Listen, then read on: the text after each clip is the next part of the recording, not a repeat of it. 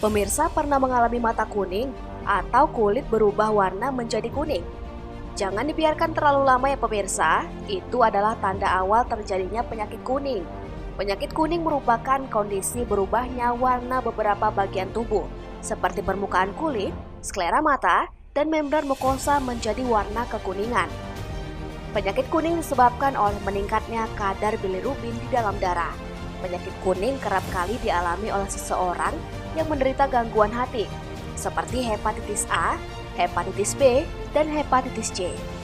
Lantas, apa saja gejala penyakit kuning dan bagaimana cara mengobatinya? Temukan jawabannya hanya di Sehat Bersama Rumah Sakit Evarina.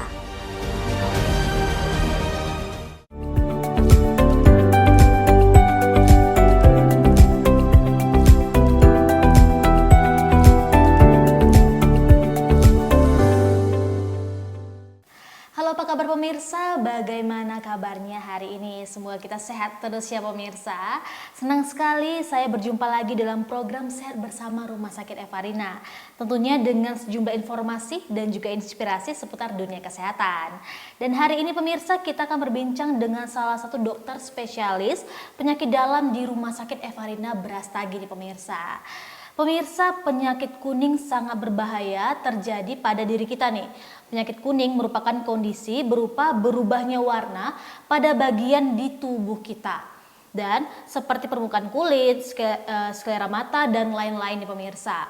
Lantas bagaimana lebih jelas dari penyakit kuning ini? Saya sudah bersama salah satu dokter spesialis penyakit dalam, Dr. Tawarta Kaliat. Halo dokter, apa kabarnya? Halo, dok? Ter, baik. Kesibukannya apa aja nih dok? Yang terutama ya meriksa pasien lah yang pasti ya. Itu ya. Konsultasi ya, gitu. Oke, tadi sebelumnya saya sudah singgung nih mengenai penyakit kuning nih dok. Sebenarnya penyakit kuning itu apa sih dok? Nah, kalau kita bicara tentang sakit kuning ya, atau sering juga kita kenal di masyarakat kita itu penyakit kuning. Ini adalah suatu kondisi medis di mana di dalam tubuh kita ini menumpuk pigmen kuning yang berlebihan. Nah, pigmen kuning ini kita sebut dengan bilirubin. Nah, bilirubin ini biasanya sangat berkaitan erat dengan gangguan fungsi hati ataupun empedu Ter, gitu. Oh, lalu penyebab dari penyakit kuning itu apa tuh dok? Iya, penyebab penyakit kuning itu sendiri seperti yang kita ketahui bersama bahwa segala sesuatu yang dapat menyebabkan kelainan fungsi hati ataupun empedu atau bahkan kelainan autoimun itu bisa menyebabkan seseorang menderita penyakit kuning. Nah, kelainan hati sendiri ya itu bisa disebabkan oleh karena virus hepatitis. Itu virus hepatitis itu banyak kita kenal. Virus hepatitis A, hepatitis B, hepatitis C. Nah, hepatitis D bahkan ada juga hepatitis E. Nah, di samping itu penggunaan obat-obatan yang bersifat hepatotoksik. Hepatotoksik itu Ter, itu maksudnya adalah obat-obatan yang bisa merusak fungsi hati sendiri, begitu. Nah, mereka-mereka yang mengkonsumsi terlalu banyak alkohol, itu pun bisa merusak fungsi hati. Kemudian gangguan di empedu juga bisa menyebabkan seseorang menderita penyakit kuning. Di empedu itu kira-kira gangguannya apa saja? Bisa ada batu empedu, batu di saluran empedu, atau bahkan infeksi dinding kantong empedu itu sendiri. Nah, di samping itu semua Ter, orang kegemukan itu sering juga kita sebut dengan gangguan fungsi hati non-alkoholik.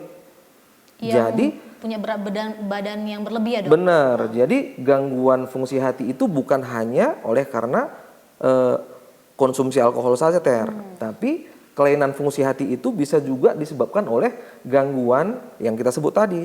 Gangguan fungsi hati non-alkoholik itu pun bisa bermuara atau berujung kepada seseorang itu bisa menderita penyakit kuning. Jadi banyak sekali kalau kita bicara tentang penyebab penyakit kuning itu, penyebabnya memang cukup luas begitu dia. Dan apa saja contoh dari penyakit kuning ini dok? Iya, seperti yang kita sudah sebutkan tadi di atas bahwa penyakit kuning itu bisa disebabkan oleh karena hepatitis, baik hepatitis B, hepatitis C, kemudian ada namanya hepatitis autoimun. Jadi gangguan daya tahan tubuh kita sendiri itu merusak sel-sel hati, ujung-ujungnya ya muncul kerusakan hati dan muncul gejala sakit kuning tadi. Bisa mereka yang mengalami kerusakan hati akibat konsumsi alkohol yang berlebihan. Kemudian ada gangguan di empedu, batu empedu misalnya, atau batu saluran empedu. Atau bahkan ada kondisi beberapa kelainan darah juga bisa menjadi pencetus seseorang itu menderita sakit kuning, Ter. Begitu. Dan apa aja sih tanda-tanda orang penyakit kuning? Tapi dokter jangan jawab dulu, kita jeda iklan sebentar. Jadi pemirsa yang penasaran nih tanda-tanda orang yang terkena penyakit kuning akan kami hadirkan saat lagi. Jadi tetap di program acara Saya Bersama Rumah Sakit Evarina. Seperti yang kita sebutkan tadi di atas bahwa salah satu penyebab munculnya sakit kuning itu adalah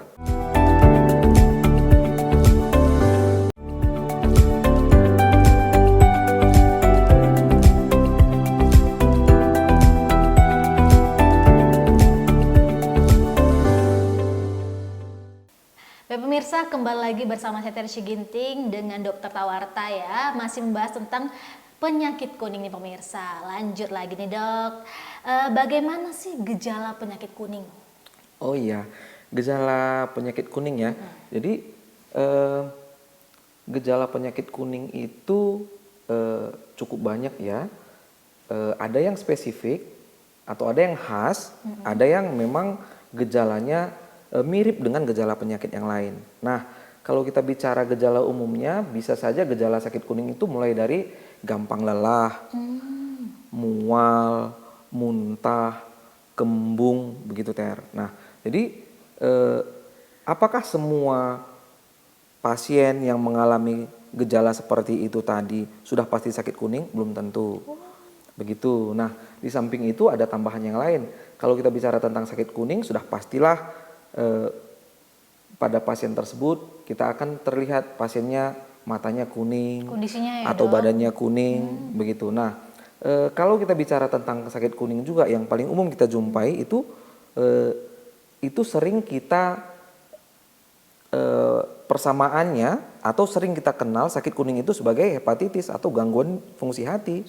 Nah, gangguan fungsi hati itu bisa saja terjadi peradangan pada sel-sel hati. Itu bisa juga muncul demam. Nah, kalau kita bicara tentang demam, apakah semua pasien demam akan menderita sakit kuning? Tentunya tidak. Nah, itulah yang kita sebut tadi bahwa pada sakit kuning itu sendiri ada gejalanya yang khas, ada yang gejalanya secara umum mirip dengan gejala-gejala penyakit yang lainnya. Begitu. Oke, lanjut lagi, apakah dampak dari penyakit kuning dok? Nah, dampak penyakit kuning ini bisa sangat serius juga ya Ter ya. Seperti yang kita sebutkan tadi di atas bahwa salah satu penyebab munculnya sakit kuning itu adalah infeksi virus hepatitis. Nah, infeksi virus hepatitis itu seperti yang kita kenal yang paling ngeri lah kita bilang ya, hepatitis B atau hepatitis C itu bisa menyebabkan kerusakan pada sel-sel hati. Nah, kerusakan sel-sel hati ini bisa bersifat akut atau kronis. Nah, kerusakan sel-sel hati ini justru akan berdampak pada mungkin akan timbul kondisi sirosis hepatis. Kondisi sirosis hepatis itu suatu keadaan di mana sel-sel hati kita yang sehat itu digantikan oleh jaringan sicatrix atau jaringan parut yang tidak berfungsi sama sekali, yang tidak memberikan fungsi sesuai dengan fungsi hati yang sehat. Nah, akibatnya apa? Maka akan timbullah berbagai gejala ikutan dari sirosis hati itu. Salah satunya adalah ketidakmampuan tubuh untuk membentuk zat-zat ataupun protein yang sangat berguna untuk tubuh kita. Ujung-ujungnya apa? Bisa muncul bengkak di mana-mana, perutnya bengkak, kakinya bengkak, atau bahkan kalau kita bicara khusus tentang sirosis hepatis sebagai salah satu penyebab sakit kuning itu Ter, itu bisa menyebabkan gangguan pembekuan darah. Jadi pasiennya bisa gampang muntah darah, berak darah misalnya. Dan pada sirosis hepatis itu bisa juga muncul yang kita sebut varises esophagus. Itu pelebaran pembuluh darah di saluran pencernaan makanan di esophagus itu, dan itu gampang pecah. Nah, jadi kalau kita bicara tentang sakit kuning itu dan dampaknya buat kesehatan seseorang bisa sangat luas dan juga bisa sangat berbahaya, begitu Ter.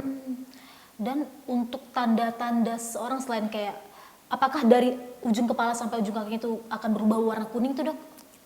Ya, tentunya kalau kita bicara tentang perubahan tubuh seseorang itu berwarna kuning semuanya Ter, itu tergantung berat ringannya. Ada yang hanya matanya saja yang berubah jadi warna kuning.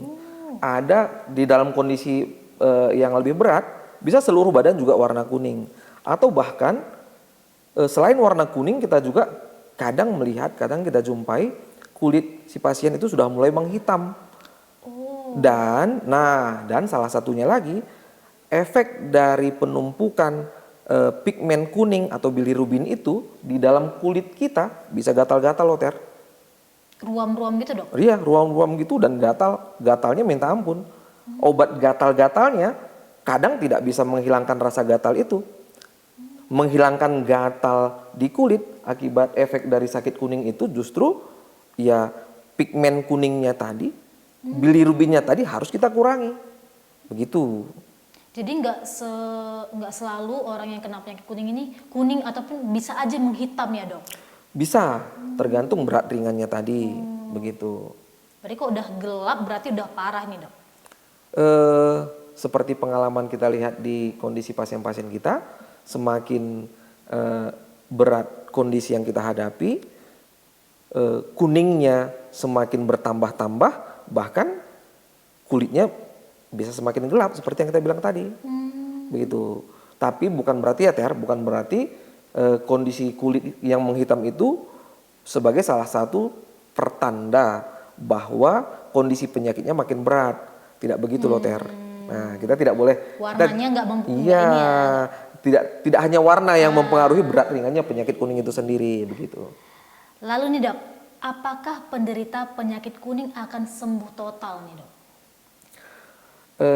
Kalau kita bicara tentang masalah sembuh total dari penyakit kuning ini sebenarnya Ter ya, itu tergantung dari penyebabnya apa.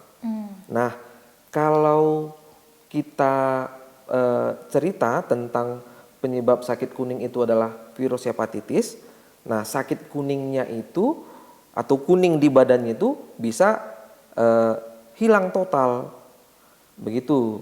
Tapi hepatitis, terutama hepatitis B ya Ter ya, walaupun pigmen kuningnya itu hilang, gejala mata kuningnya itu hilang, itu virus hepatitis B-nya sendiri belum tentu itu hilang total dari badan si pasien. Begitu. Nah, kalau lebih jauh lagi dari penyebab sakit kuning itu semisalnya sirosis hepatis, begitu. Sirosis hepatis tadi sudah pasti tidak bisa sembuh total Ter. Nah, yang selanjutnya kalau seandainya sakit kuningnya itu oleh karena sumbatan di saluran empedu seseorang, maka kuning badannya itu bisa hilang Ter kalau sumbatannya itu kita hilangkan. Misalnya dengan operasi angkat batu misalnya. Jadi ketika sumbatan saluran empedunya itu atau batu empedunya itu hilang, bisa saja si penderita penyakit kuning tadi kuningnya hilang. Begitu loh Ter. Jadi apakah jenis penyakit ini merupakan penyakit yang sering kambuh nih dok? Iya, kalau seandainya kita bilang penyakit kuning itu kambuh, berarti begini dia Ter, apakah mata kuning itu bisa bolak-balik muncul begitu ya? Iya, benar. Nah, tergantung dari kemungkinan penyebabnya tadi ada infeksi berulang tidak, misalnya hepatitis. Kalau seandainya infeksi berulang dari hepatitis itu sendiri, itu bisa balik lagi, bisa kambuh lagi kuning badannya. Kalau seandainya sakit kuning tadi disebabkan oleh karena ada batu di empedu, nah setelah kita berikan penanganan misalnya kuningnya bisa hilang, tapi suatu saat nanti batu empedunya tadi menyumbat lagi, kuningnya bisa balik, begitu. Jadi masih ada kemungkinan untuk tetap kambuh, bolak-balik datang kuningnya masih bisa. Oh jadi misalnya kalau batu empedu ini udah diangkat sekali bisa aja muncul lagi nih dok? Kalau tentang batu empedu ya, kalau tentang batu empedu sekarang ini kalau seandainya batu empedu itu sudah kita indikasikan untuk operasi, biasanya itu salah satu penanganannya semua batu beserta kantung empedunya diangkat Ter. Nah, kecil kemungkinan ya dok. Jadi kalau sudah diangkat batu empedunya, kalau sudah diangkat kantong empedunya, ya tidak mungkin lagi muncul batu empedu karena kantongnya sudah diangkat. Mungkin muncul di saluran empedunya bisa saja loh Ter. Oh, Kantong empedunya kalau sudah dibuang ya tidak mungkin lagi ada batu di situ, begitu. oke. Kita ada pertanyaan nih dok dari netizen Evarina. Tapi kita tanyakan setelah iklan yang berikut ini dok. Jadi pemirsa jangan kemana-mana, tetap di Saya Bersama Rumah Sakit Evarina. Terlepas tadi apapun penyebab sakit kuning itu, salah satu gejala sakit kuning itu maka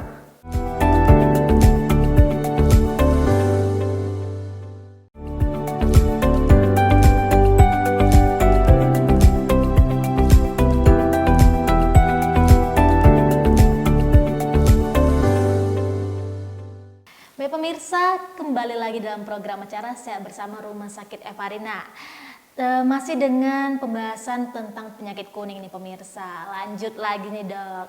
Dok, seberapa berbahayakah penyakit kuning ini?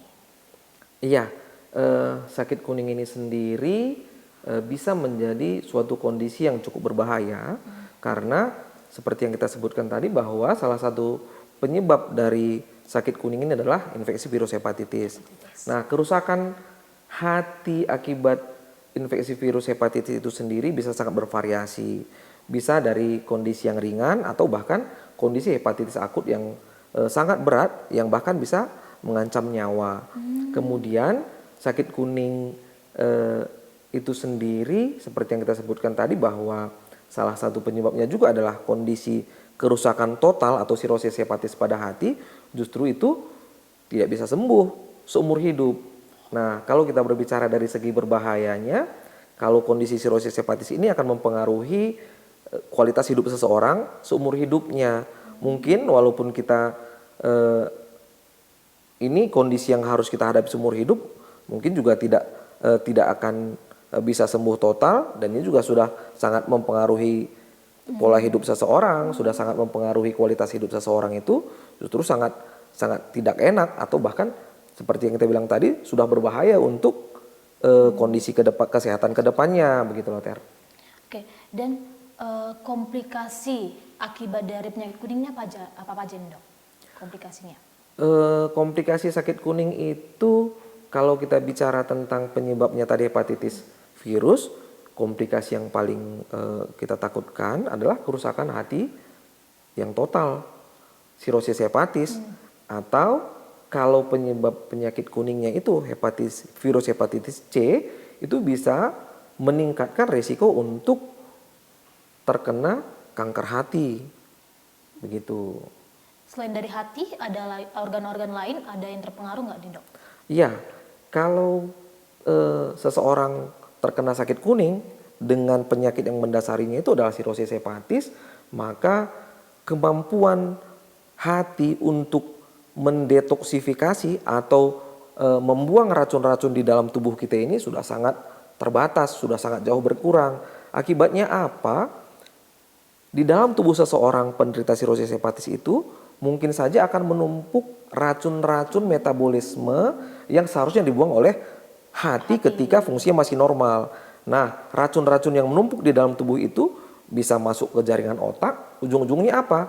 Si pasien yang menderita sirosis hepatis atau sakit kuning yang didasari oleh sirosis hepatis bisa justru kehilangan kesadaran tiba-tiba yang kita kenal dengan hepatik ensefalopati. Itu salah satu komplikasinya atau bahayanya tadi yang seperti yang kita sebutkan di atas. Oke. Dan biasanya rentan usia yang terkena penyakit kuning ini usia berapa aja nih dok? Iya, sakit kuning itu sendiri tidaklah dipengaruhi oleh usia seseorang loh Ter.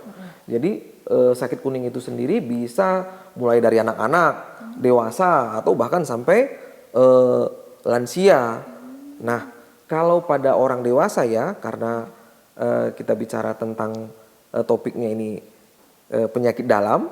Nah, pada orang dewasa itu justru sakit kuning itu bisa meningkat ketika paparan virus hepatitis yang hepatitis B atau hepatitis C itu tadi itu meningkat pada seseorang, misalnya pada mereka yang menggunakan narkoba jarum suntik yang tukar-tukar, itu sangat rentan terkena atau terinfeksi virus hepatitis C.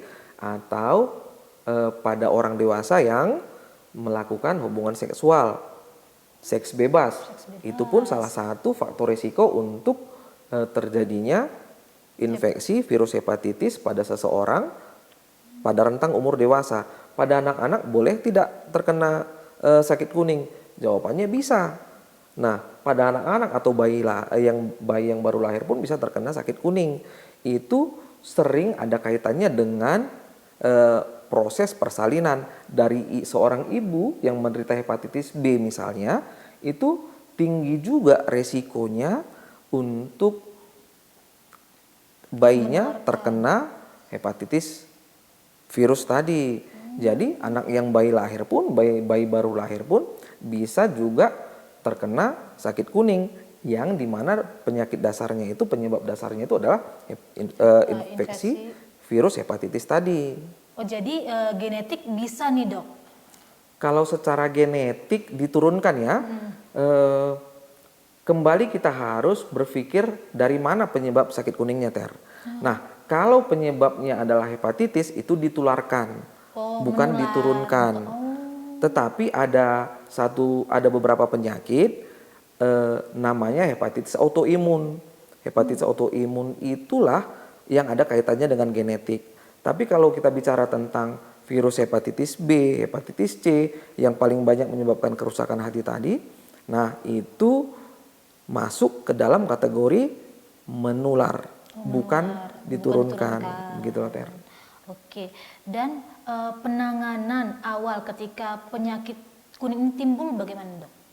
Ya, penanganan awalnya mungkin kita bicara dalam skop besarnya saja ya. Penanganan hepatitis atau penanganan sakit kuning ini, yang pertama sekali yang bisa kita kerjakan kalau misalnya si pasien masih berada di rumah kali ya, itu wajib istirahat total. Wajib istirahat total, kurangi konsumsi makanan berlemak misalnya. Kemudian di samping itu sebenarnya yang paling penting lagi kita harus identifikasi apa penyebabnya itu. Dan tadi nggak boleh makan makanan yang berlemak. Jadi makanan apa sih, Dok, yang dianjurkan untuk penderita penyakit kuning ini, Dok? Ya, bukan tidak boleh ya, bukan tidak boleh, tapi sebaiknya kita mengurangi konsumsi makanan yang berlemak. Yang paling baik justru adalah makanan yang mengandung serat yang tinggi. Oh, serat. Gitu. Oke. Dan bagaimana pengobatan penyakit kuning ini, Dok? Yang pertama, kita identifikasi apa penyebabnya. Kemudian setelah diagnosanya tegak, kita fokus pada perawatan pasien. Mengurangi gejala yang ditimbulkan oleh sakit kuning itu sendiri. Pada proses ini mungkin seorang pasien itu wajib istirahat total. Oh, istirahat. Kemudian memperhatikan pola makannya. Pola makan yang sehat. Alkohol wajib stop. Setelah itu evaluasi lebih lanjut, tujuan kita adalah untuk menurunkan ataupun mengurangi gejala-gejala kerusakan hati yang timbul pada si pasien tersebut. Yang perlu kita perhatikan di sini adalah seberapa jauh sih peningkatan kadar enzim hatinya, seberapa tinggi level bilirubinnya. Fokus kita ada di situ. Nah, langkah selanjutnya kalau seandainya yang menjadi penyebab itu adalah infeksi virus hepatitis, mungkin kita butuh obat-obat antivirus atau bahkan imunomodulator di dalam penanganan secara umum untuk pasien-pasien sakit kuning yang didasari oleh penyakit hepatitis itu tadi, begitu. Apakah kebanyakan mengkonsumsi obat bisa terkena penyakit kuning, Dok? Iya, salah satu penyebab sakit kuning itu seperti yang sudah kita sebutkan di awal tadi bahwa itu alkohol, begitu ya. Bahkan ada obat-obat yang hepatotoksik. Obat-obat hepatotoksik itu artinya obat-obat yang punya efek mengganggu fungsi hati. Kalau pertanyaannya apakah kebanyakan minum obat bisa mengganggu fungsi hati? Yang pertama, itu tergantung dari jenis obat yang kita konsumsi. Yang kedua, dosisnya, Oh. dosis obatnya, begitu. Jadi kalau kita jawab sekilas, apakah kebanyakan minum obat bisa menyebabkan sakit kuning? Jawabnya ya bisa. Bisa saja ya. Bisa saja. Oke. Nih dok, kita sekarang masuk ke dalam netizen Evarina yang bertanya nih. Yang pertama datang dari Yuni Fadila Guci nih dok. Pertanyaannya, apakah orang yang matanya kuning bisa dikatakan sebagai orang yang sakit kuning gitu? Betul. Terlepas tadi apapun penyebab sakit kuning itu, salah satu gejala sakit kuning itu maka adalah terjadinya penumpukan pigmen bilirubin baik itu di mata atau bahkan di seluruh tubuh. Jadi seseorang yang mengalami matanya warna kuning secara sekilas itu bisa kita sebut sebagai penderita sakit kuning. Nah, pertanyaannya justru apakah setiap orang yang matanya kuning sudah pasti menderita hepatitis atau terinfeksi hepatitis B atau terinfeksi hepatitis D? Jawabannya belum tentu. Karena masih banyak sekali itu penyebab sakit kuning itu di luar dari hepatitis ter. Nah, jadi penderita hepatitis B atau hepatitis C yang mereka yang terinfeksi kemungkinan matanya akan kuning. Kemungkinan besar. Tetapi mereka yang matanya kuning apakah sudah pasti menderita hepatitis B atau hepatitis C? Belum tentu. Begitu. Jadi tidak boleh terbalik-balik ya. Tidak boleh terbalik-balik. Yang sudah dipastikan orang yang terkena hepatitis kemungkinan ada salah satu gejala yang paling besar adalah bisa muncul matanya kuning. Tapi mata kuning belum tentu terinfeksi hepatitis virus. Begitu. Lanjut lagi pertanyaannya nih dok. Dari Tere nih dok. Dok, kebanyakan minum jamu apakah bisa menyebabkan penyakit kuning nih dok? Pertanyaannya ya dok. Oke, boleh dijawab dok? Iya, jadi saya mau bertanya balik dulu. Iya. Jamunya buatan sendiri atau dibeli? Iya, bisa berpengaruh tuh dok?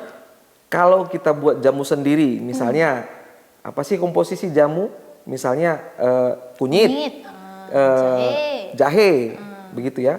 Kalau semuanya bahan herbal seperti itu, kalau kita buat sendiri kita pastikan itu aman kan. Nah, ada kalanya mungkin kalau kita jamu misalnya kita beli, kita tidak tahu siapa yang buat dan kita tidak tahu apa bahan-bahan yang ditambahkan di dalam jamu itu selain bahan-bahan herbal tadi.